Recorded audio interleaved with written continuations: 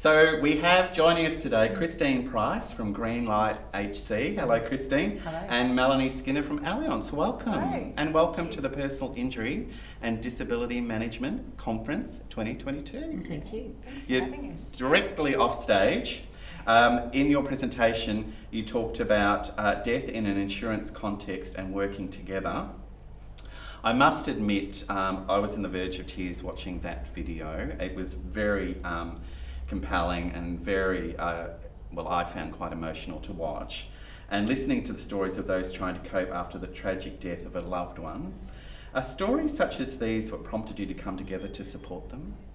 Is that why? Yes, and probably because we as an insurer, we weren't quite sure of the best approach for these customers, purely because we don't have the qualifications that Greenlight has. So we wanted to do more for them. We wanted to support them in the best way that we could. So that prompted that we were curious of how we could do things differently, and that prompted the conversations. And yeah, the stories that we were hearing obviously were part of it as well, but it was more about what can we do more for that customer. And what were the sort of things that your customers were dealing with after the loss of a loved one that you really needed to work together to address and to support? I think, look, for everybody it's a range of issues. For some people it is financial stresses, for others it's inability, social isolation, lack of treatment, lack of available treatment, lack of supports. People that had lost one child and were trying to manage another three and not really knowing how to put one foot in front of another. And when we first met, we spoke with Mel, obviously, and we spoke with some of the customer care consultants. And I think we identified really quickly that although they work in this space all of the time and they're amazing, they lacked some of the confidence to use the language that you can feel free to use around someone who has lost a loved person. And we realised that there was a gap there. They're hard conversations, right? They're for very anyone. difficult. It's hard. They're very difficult conversations. And people, when they lose somebody, the first little while can just be a blur to them. And unfortunately, that's often when they are supposed to be getting back on their feet or trawling through information around claims and people contacting them, and they're just not cognitively able to manage at that point. And often the bad conversation, whilst they're going through that, is the one they remember and has such an impact for such a long period of time.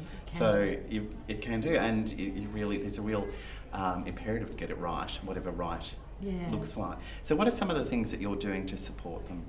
Okay, look, I think it's micro and macro really. For some people it is having a constant person through the whole time. So somebody that is reaching out to them multiple times a week that they can ring just for help or support if they're not wanting to reach out to other members of their family.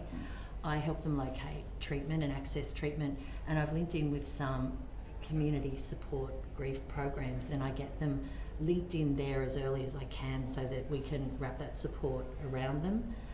For some people it is activity scheduling, helping them plan out their week in the absence of being able to concentrate and make really clear decisions. They can feel like things get away from them. So activity scheduling can be really important, as can social prescribing, helping them work out how to link back in with their social groups, right down to small details like how do they read or write Christmas cards when they've had a really crappy year and they don't really feel like doing that, or how do they buy Christmas presents for 2 children when they used to buy for 3.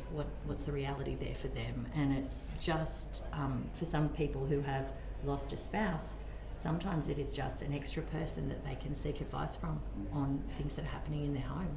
So it's a mixture of rehab strategies that are tailored towards the individual.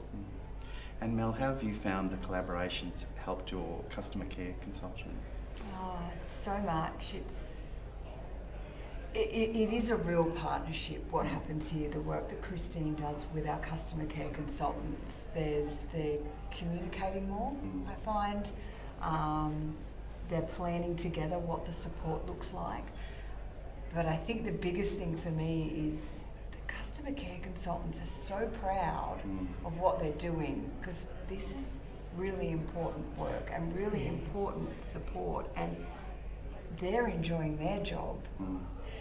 And they're really proud to be in it because they can see the difference, and small steps are being made with these customers, but there's hope. Yeah, I think the clients, surprisingly, considering what they're going through, are cognitive enough to be so grateful to Allianz. So I think what I hear from the customer claims consultants is that the people are happier to talk to them, and we talk all the time, and it can just be really simple things like I might ring and say, hey, it's so-and-so's anniversary this week. If you've got to be delivering information, this isn't a good one. Or, excellent. Just that mindfulness. Just They're that more being aware of aware. what's going on. And but also sharing some positive things like ringing and saying, so-and-so actually has told me they've made the decision to actually live through this, that they've decided they don't want to end things now. They don't know how they're going to live, but they're planning to. And for the customer care consultants to know that these people are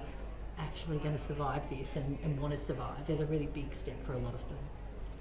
Well, congratulations on a beautiful initiative. Yeah. And thank you for your time today. Yeah, well, thank you for sharing your experiences. Yeah, it's been a privilege, really. I think I've worked in rehab for a really long time, and this is almost like a dream come true, being given an opportunity to really, really help holistically. And I think it's one of those things we've always known that people had other things going on in their life, but we didn't really have the opportunity to help, but now we do. And it's something, the bigger piece for Christine and I is that we want everybody in this scheme who's going through this to be offered that level of support. We really Not do. just Allianz customers, everyone. And if it's appropriate, please pass on to Leanne and Jamie our thanks for sharing their stories. They were so brave, and They were so brave. interestingly, when I spoke to both of them, I said to them, this is my aim and this is what I'm doing, and my hope is that this service will be offered to others, but others aren't your responsibility, only you're your responsibility, so don't feel you have to say yes. And both of them said, we'd do anything for Allianz, anything. And I don't know, even in my career, if I've heard clients speak that favourably around any service that's been delivered. So we asked Jamie and Leanne, but there would have been 20 others that would have been also willing. Well, please pass on our sincere thanks. Yeah, we will. Thanks. And well done, and thank you. Thank you.